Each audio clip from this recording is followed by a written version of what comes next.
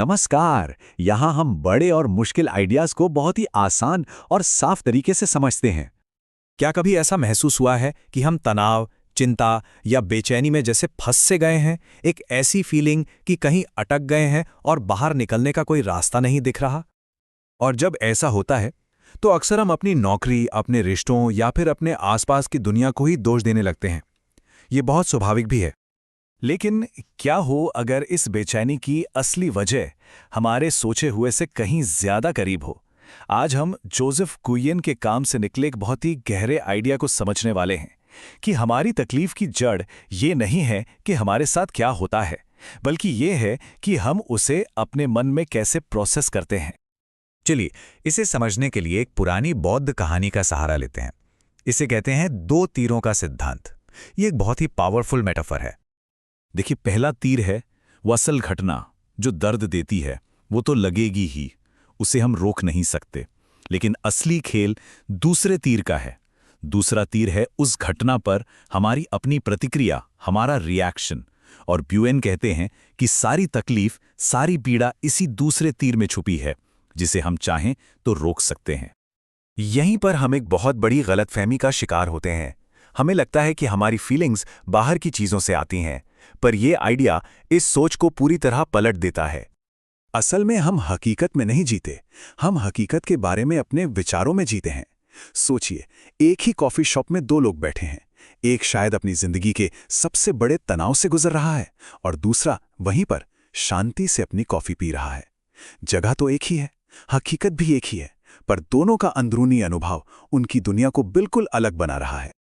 तो अब आते हैं इस पूरे आइडिया के सबसे जरूरी हिस्से पर, विचार और सोचने के बीच का फर्क। इससे समझना मानो हर ताले की चाबी हाथ लगने जैसा है। पहले बात करते हैं विचार की। विचार क्या है? ये बस मन में आने वाली एक घटना है जिस पर कोई जोर नहीं लगता, ये बस आ जाता है। ठीक वैसे ही जैसे आसमान में बादल आते जाते रहते हैं, हम उन्हें बनाते नहीं, वो बस दिखते हैं। और सोचना क्या है? सोचना वो है जब हम उस बादल को पकड़ लेते हैं, जब हम जानबूझकर अपनी एनर्जी लगाकर उस विचार से जुड़ जाते हैं, उसका विश्लेषण करते हैं, उस पर सवाल उठाते हैं, उसे सही गलत ठहराते हैं। चलिए, एक छोटा सा एक्सपेरिमेंट करते हैं। 1 सेकंड के अंदर जरा ये बताइए कि सपनों की सालाना आमदनी क्या होगी। देखा, एक नंबर बस मन में कौंध गया, है ना?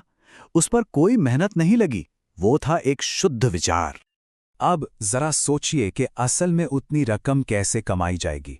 जैसे ही कोई सोचना शुरू करता है, क्या महसूस होता है? शायद शक, शायद चिंता, शायद खुद की काबिलियत पर सवाल। बस यही फर्क है। तो असली बात यह है, हमारी पीड़ा उस पहले विचार से नहीं आती जो अचानक मन में आया। वो आती है उस सोचने की प्रक्रिया से जो अक्सर नेगेटिव होती है, हमारे ईगो से जुड़ी होती है और बहुत ज्यादा एनर्जी लेती है। ठीक है, अगर सोचना ही प्रॉब्लम है तो इसे रोके कैसे? और मजेदार बात यह है कि जवाब है, हमें इसे रोकना ही नहीं है। एक सवाल है, अगर किसी के पास एक कटोरे में गंदा कीचड़ वाला पानी हो तो उसे साफ कैसे किया जाएगा? उसे और हिलाकर तो नहीं, है ना? देखिए, हमारा मन भी उस गंदे पानी जैसा है जब वो विचारों से भरा होता है। हम जितना उससे लड़ते हैं, कीचड़ उतना ही उठता है। तो उपाय क्या है? बस उसे वैसा ही छोड़ देना।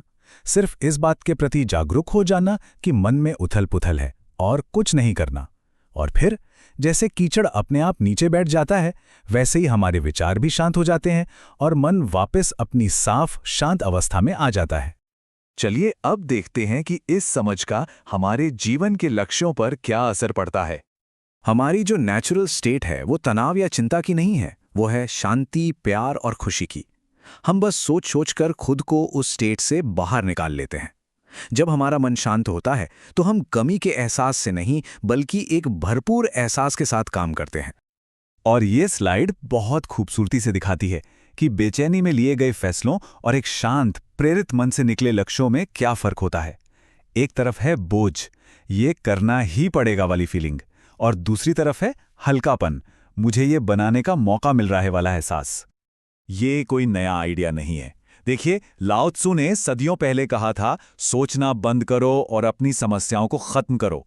ये प्राचीन ज्ञान हमें यही याद दिलाता है कि हमारी सबसे गहरी शांति और क्रिएटिविटी ज्यादा सोचने से नहीं, बल्कि कम सोचने से आती है। ये बस चुपचाप बैठने के बारे में नहीं है, बल्कि उस गहरी समझ तक पहुंचने के बारे में है जिसे हमारी सोच अक्सर छिपा देती है।